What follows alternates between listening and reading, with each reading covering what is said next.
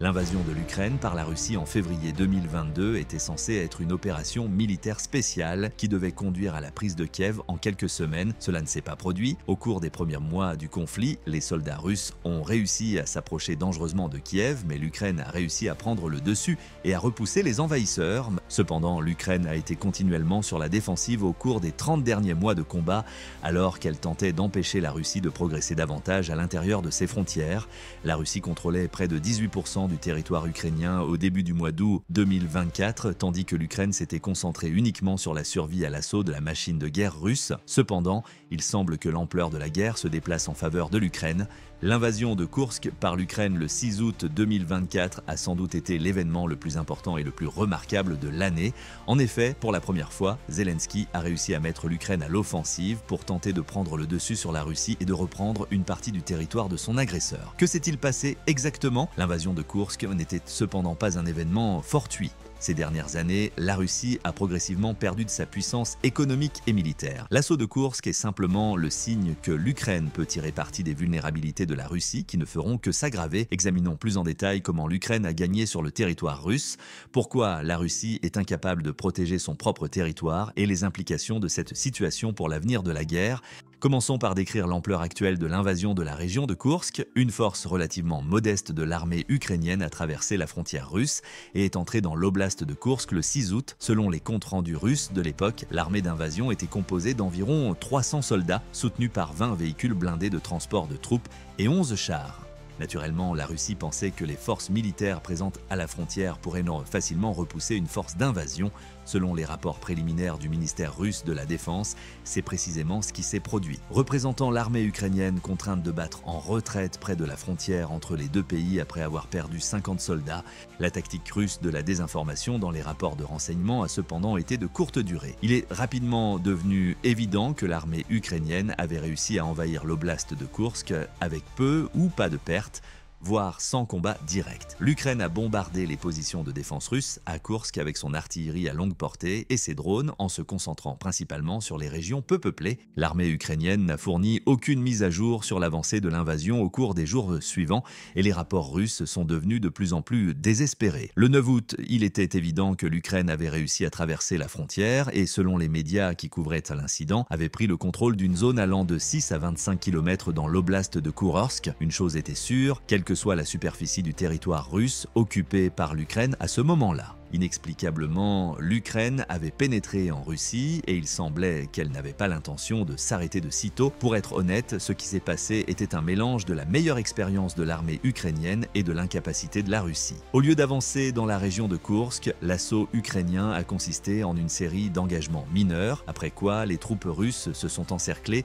et se sont rendues. Une prison ukrainienne a déclaré avoir déjà traité plus de 300 soldats russes comme prisonniers de guerre 10 jours après le début de l'assaut et le directeur a déclaré que ce chiffre atteindrait probablement des milliers bien avant la fin de l'opération de l'Ukraine à Koursk. Que s'est-il donc passé pour qu'il y ait un contraste aussi net dans les tactiques de combat entre les va-et-vient incessants qui ont lieu à l'intérieur des zones ukrainiennes occupées par la Russie et l'invasion ukrainienne de Koursk? Bien que l'explication soit assez nuancée, elle se résume essentiellement au fait que la Russie manque progressivement de soldats. La voie la plus évidente, celle des soldats russes à Koursk, sera abordée en premier. Près de 80% des nouveaux arrivants étaient des conscrits novices qui n'avaient probablement suivi qu'une formation militaire de surface de quelques semaines ou quelques mois selon la prison qui traite les prisonniers de guerre russes. On peut supposer que la Russie a été essentiellement obligée d'envoyer ces nouvelles recrues pour protéger les districts frontaliers qui ont peu combattu à l'époque si la tendance se poursuit dans toute la région de Koursk. Les soldats plus expérimentés et mieux équipés sont probablement déployés sur les lignes de front plus proches des villes ukrainiennes car la Russie est déterminée à avancer plus loin en territoire ukrainien. Bien que ce ne soit pas une mauvaise stratégie en soi, elle a démontré que l'armée russe a des problèmes qu'elle est incapable de résoudre. Pourquoi est-ce important? Les chiffres ont leur importance et la Russie aurait dû avoir un avantage numérique certain. La population russe était environ 2 fois plus importante que celle de l'Ukraine au début de l'invasion et il y avait également des différences dans la taille des armées et des effectifs des deux nations. Théoriquement, la Russie avait un avantage majeur dans l'invasion avec environ 2 fois plus de troupes disponibles. Cependant, le rythme auquel la Russie a perdu des troupes et de la main-d'œuvre disponible est tout aussi préoccupant. Ukrainska Pravda, un site d'information qui rend compte des pertes quotidiennes de la Russie en hommes et en équipement, affirme que l'armée russe a perdu plus de 600 soldats au cours des 30 derniers mois de combat. C'est environ 2 fois plus de soldats que la Russie avait à sa disposition lorsqu'elle a envahi l'Ukraine en février 2022. Dans une tentative pour gagner les faveurs de l'Ukraine, la Russie a réussi à faire appel à plusieurs générations de conscrits et ses efforts ont fait pâle figure en comparaison. Même si la Russie a déjà occupé près de 18% du territoire ukrainien, 2024 a été une année largement inerte. La campagne d'été de la Russie en 2024 a clairement été un énorme échec, le pays ayant été contraint de battre en retraite fin 2023 et n'ayant lancé une campagne défensive majeure qu'en mai. Selon les rapports, la Russie a perdu 70 soldats en 2 mois, soit une moyenne quotidienne de 1 à 200 soldats perdus. Pire encore, même après la fin de la phase majeure de la guerre d'été, la Russie continue de lutter pour maintenir ses forces, comme en témoigne le fait que le nombre de victimes refuse de descendre en dessous d'1 par jour depuis des mois. Même si la Russie a fait des progrès considérables au cours de l'année, ils ont été insuffisants, surtout au vu des sacrifices consentis. Le Télégraphe a rapporté qu'entre janvier et juillet 2024, la Russie a pris le contrôle de 450 km² supplémentaires de territoire ukrainien. Cela inclut la campagne d'été qui a été un énorme désastre. Cependant, à l'heure actuelle, l'Ukraine a réussi à prendre le contrôle de 390 miles carrés de l'oblast de Koursk. Plus important encore, l'Ukraine a la possibilité de bombarder les ponts et autres infrastructures essentielles qui relient la région au reste de la région, coupant ainsi une partie importante de la zone située au sud de la rivière Sejm. L'Ukraine peut encercler les forces russes au sud de la Sejm si elle maintient le contrôle de la partie orientale, c'est-à-dire la zone proche de Souda, un centre administratif sous-régional. Elle peut capturer une zone beaucoup plus vaste sans effusion de sang et faire plus de prisonniers de guerre si le nombre de recrues qui se rendent avant l'arrivée des Ukrainiens continue d'augmenter. Avec la Russie sur la défensive dans son propre pays, l'Ukraine pourrait effectivement capturer plus de territoire en 1 mois qu'elle ne l'a fait en 7 mois. Cela illustre bien les disparités entre les forces ukrainiennes et russes, notamment en ce qui concerne le calibre du personnel et l'accès à la technologie. Grâce au soutien de multiples vagues d'aide de l'OTAN et d'autres nations du monde entier qui fournissent du matériel militaire essentiel, des munitions, des formations et une aide financière, l'Ukraine a pu se débrouiller avec une armée beaucoup plus petite. La Russie et l'Ukraine, par exemple, ont toutes deux été contraintes d'utiliser des armes et des munitions de l'Union soviétique, en particulier pour leurs chars de combat principaux et leur artillerie à moyenne portée. À cet égard, la Russie avait un avantage car elle était probablement la seule nation capable de produire davantage de munitions adaptées à ses armes. Cependant, l'Ukraine épuisait rapidement sa maigre réserve de munitions datant de l'ère soviétique. Afin d'aider l'Ukraine, les États-Unis et l'OTAN ont parcouru tous les pays qu'ils pouvaient trouver pour trouver des munitions qui fonctionneraient avec ces armes et les ont toutes envoyées sur le front ukrainien. La meilleure illustration de cette situation est un reportage vidéo publié par le média allemand Der Spiegel. L'Ukraine utilisait un lanceur d'artillerie soviétique de la Seconde Guerre mondiale pour bombarder les forces russes avec des munitions de fabrication allemande. Il y a 70 ans, ce même lanceur était en première ligne bombardant les troupes allemandes avec des munitions soviétiques. Les équipements de l'époque soviétique ont été rapidement remplacés par les deux camps. Aucun des deux camps n'a fait de progrès significatif pendant la majeure partie de la bataille, qui a été caractérisée par l'attrition. Pourquoi? Le combat par drone, un avion télécommandé capable de lâcher la mort à des dizaines de mètres de hauteur, tandis que son pilote restait sain et sauf à des kilomètres de là, était plus redoutable qu'un fantassin ou même qu'un char. Puis, à mesure que les opérateurs de drones sont devenus des éléments de plus en plus importants des deux armées, la bataille a commencé à prendre une toute nouvelle dimension avec les opérateurs de drones comme principale cible. Au cours des premiers mois de la bataille, les deux nations se sont procuré des drones de qualité militaire. Le Shahid, un 136 iranien du côté de la Russie, et le Bayraktar TB2 turc du côté de l'Ukraine ont été des facteurs majeurs dans l'incapacité des deux armées à avancer l'une contre l'autre. En plus d'être presque 6 fois moins cher à l'achat que les drones américains, le TB2 était capable de naviguer de manière autonome et de transporter quelques armes air-sol déployées à distance. Il a permis à l'Ukraine de lancer des attaques meurtrières relativement loin en territoire russe, empêchant l'armée russe de ravitailler les zones de l'Ukraine qui étaient sous occupation. Comme les Shahid, un 136 étaient des drones kamikazes relativement jetables et à usage unique. La Russie les a utilisés pour faire pression sur l'armée ukrainienne.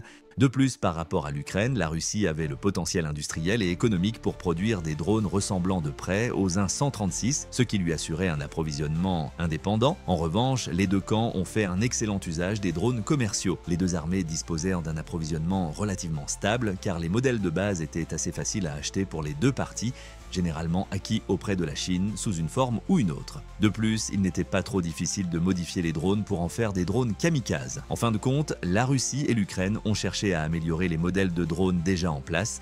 L'un des drones les plus récents, le Skyten Raybird 3, est entièrement fabriqué en Ukraine. Grâce à l'intelligence artificielle et au guidage de l'opérateur, il peut parcourir plus de 200-500 km à chaque mission et larguer des armes air-sol pour frapper avec précision des sites militaires critiques. Le Raybird 3 dispose également d'un certain nombre de fonctions défensives que l'armée ukrainienne pourrait utiliser à son avantage dans les combats qui dépendent de plus en plus de la technologie. Le drone pouvait d'abord être lancé à distance, puis quelques minutes après le lancement, le système de déploiement pouvait être démonté.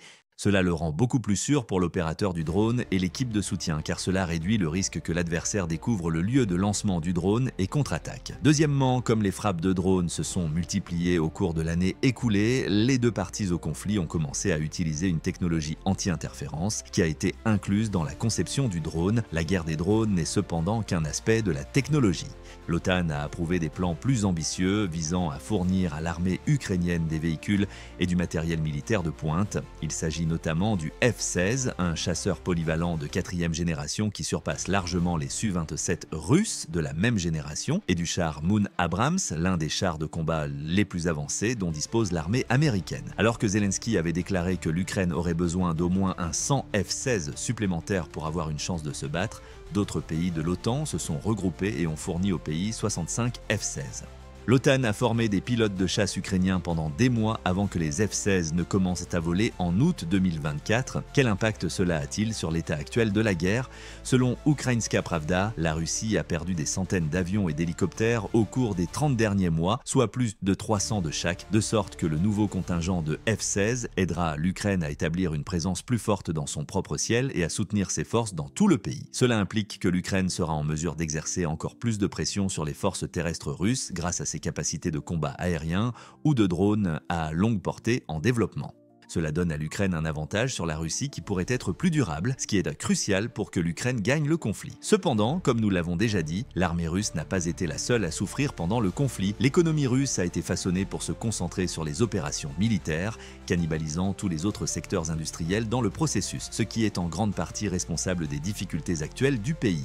Prenons l'exemple des initiatives gouvernementales du pays. La défense nationale et l'armée ont reçu environ 30% du budget du gouvernement, ce qui est nettement plus que ce à quoi les autres nations contemporaines sont habituées. Cela indique que la Russie consacre environ 7% de son PIB à la défense nationale. En se précipitant tête baissée dans les budgets militaires, la Russie tente de se sortir du trou qu'elle a elle-même creusé. Cela est évident si l'on compare ce chiffre à celui des États-Unis, qui est de 3-5%, ou à la moyenne de l'OTAN, qui est d'environ 2-7%. Naturellement, la position de la Russie en tant que l'un des principaux producteurs mondiaux de gaz naturel et de pétrole lui a permis de consacrer une part importante de son budget à son armée. Pour ses précieuses ressources, elle était autrefois l'un des plus grands partenaires commerciaux de l'UE.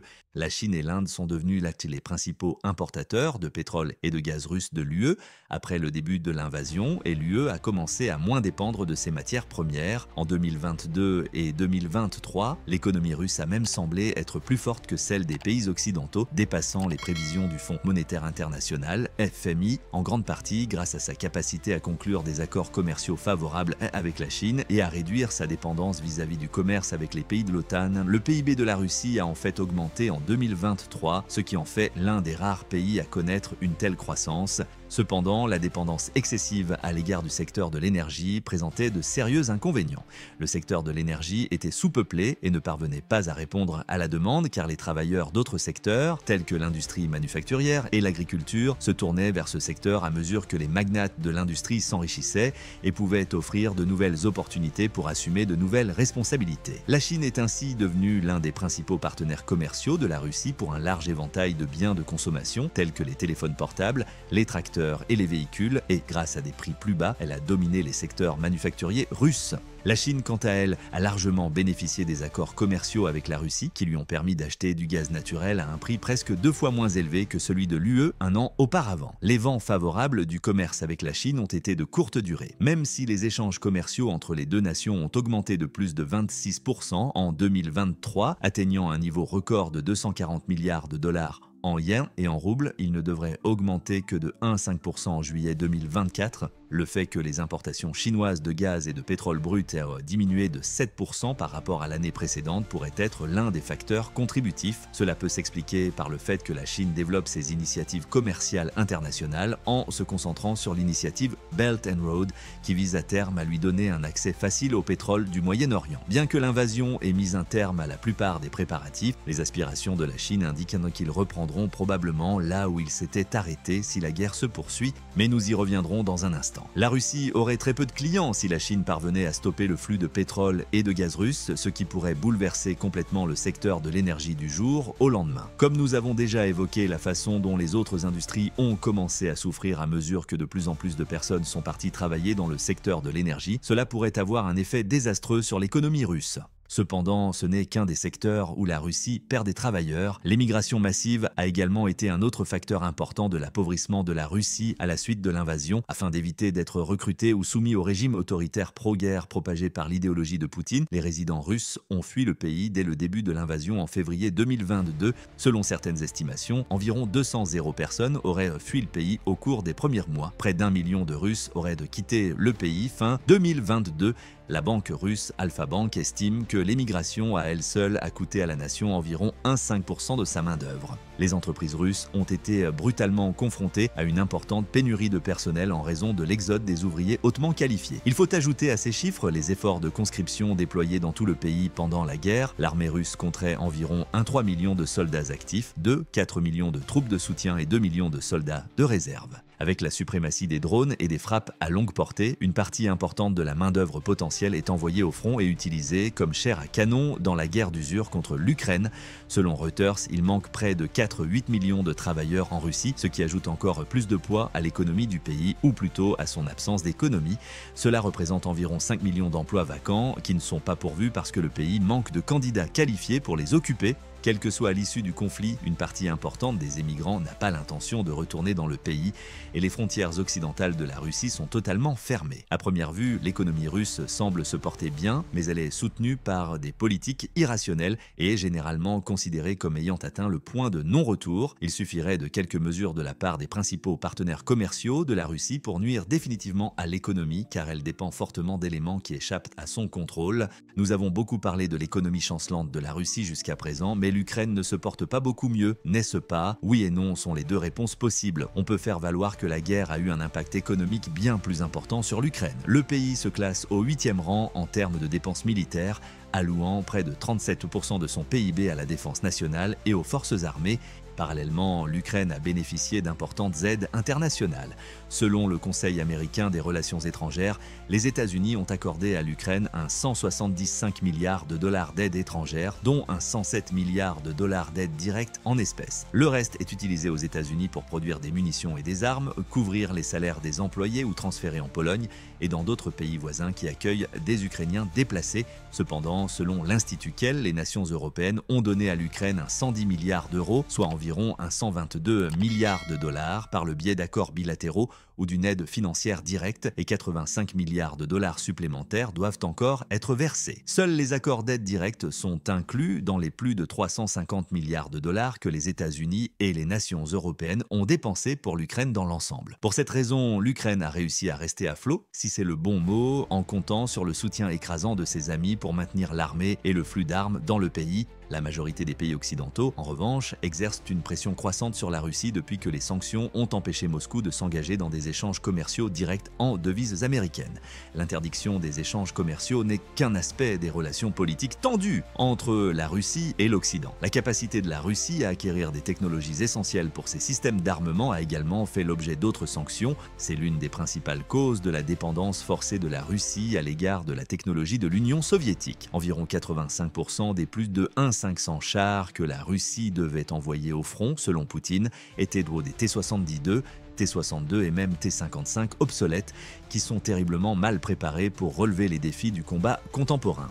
Cela a été démontré par le fait que, selon Ukrainska Pravda, la Russie a perdu environ 18 véhicules blindés et près de 900 chars tout au long de l'invasion. La ligne de front s'est transformée en un dépotoir et la Russie a été contrainte de continuer à utiliser et à réutiliser ses chars de combat obsolètes et à les récupérer afin de continuer à livrer plus de métal au dépotoir. L'arrivée des chars Moon Abrams ou des systèmes d'artillerie HIMARS a représenté une avancée significative dans le niveau technologique militaire de l'Ukraine, même si le pays a également reçu des véhicules plus anciens, en partie parce que son armée a été formée pour les utiliser en priorité. Cela rappelle les raisons du succès de l'invasion de l'Ukraine et de l'occupation territoriale substantielle de la Russie. L'armée a testé ses avancées lors de l'invasion de Koursk, car l'Ukraine a grandement bénéficié de l'OTAN et d'autres alliés, et les résultats sont doubles. Tout d'abord, le moral de l'armée russe a baissé. Les vagues de soldats qui se rendent dans la région de Koursk augmentent considérablement la probabilité que les citoyens russes se rendent compte que la Russie n'est pas l'agresseur écrasant qu'elle prétend être.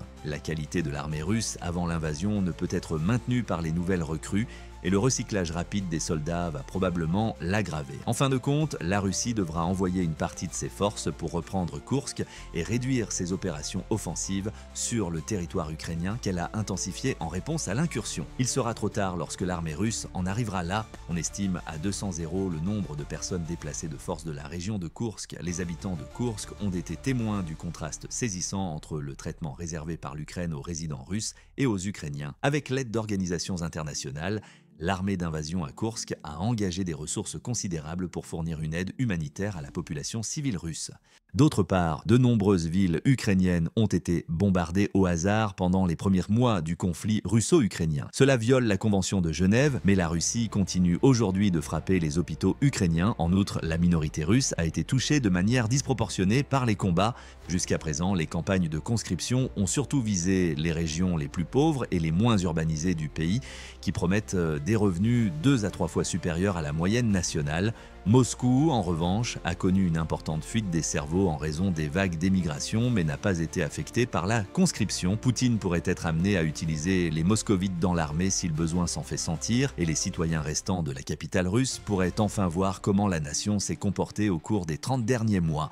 Si cela se produit, ou plus probablement lorsque cela se produira, ce sera davantage la pression interne que la pression externe qui provoquera l'effondrement du régime, et Poutine pourrait être évincé de force de ses fonctions. L'attention des médias est l'autre avantage que l'Ukraine a tiré de l'invasion du Koursk. Dans le passé, les efforts de la nation se concentraient sur la défense de son territoire actuel et sur les représailles contre l'invasion russe. La capacité de l'armée ukrainienne non seulement à repousser la Russie, mais aussi à causer de lourdes pertes lors d'une contre-invasion a probablement suscité l'intérêt de l'Occident pour le conflit. Au moment où nous parlons, les réserves quant à la capacité de l'Ukraine à résister à la Russie sont probablement en train de s'effacer, ce qui donne aux législateurs de meilleures raisons de soutenir une aide supplémentaire à l'Ukraine. En fin de compte, cette action pourrait très bien garantir à l'Ukraine plusieurs autres cycles d'aide financière. Cela pourrait aider l'Ukraine à mettre fin au conflit dès l'année prochaine. Et étant donné que le Center for Strategic and International Studies, ou CSIS, a identifié février 2024 comme le tournant de la guerre, ce n'est pas une affirmation extravagante. Selon le CSIS, l'Ukraine passera l'année 2024 à se préparer à ce qui pourrait être la dernière offensive, car les deux nations épuisent rapidement l'aide financière et militaire qui leur a été accordée. Selon le CSIS, les dernières étapes de la guerre pourraient commencer dès 2025 si de nouvelles stratégies, du matériel militaire important ou une aide abondante font pencher la balance en faveur d'une nation. Il est logique de supposer que l'invasion du Koursk est précisément le type de revirement que le CSIS préconisait, étant donné que le pronostic a été fait en février. Cela correspond aux objectifs de l'Ukraine qui sont d'obtenir des fonds supplémentaires, de développer une nouvelle stratégie militaire par rapport à la précédente et de menacer de dévaster la Russie par lassitude morale. Toute l'Europe va probablement bénéficier de l'avantage de l'Ukraine. La majorité des pays européens membres de l'OTAN se sont engagés à augmenter leurs dépenses militaires et à moderniser leurs propres forces armées à la suite de l'invasion de l'Ukraine par la Russie. En conséquence, le bloc de l'Est de l'OTAN devrait devenir plus cohésif et plus efficace que jamais, la majorité de cette puissance étant dirigée contre la Russie. Dans le même temps, la Chine, le plus grand allié de la Russie, est étrangement restée silencieuse pendant le conflit. La Chine aura bien plus à perdre si elle soutient complètement la Russie que si celle-ci l'emporte dans le conflit. L'armée américaine s'est modernisée pour lutter directement contre la menace chinoise et les États-Unis détiennent un goulet d'étranglement commercial clé que la Chine utilise dans le commerce maritime.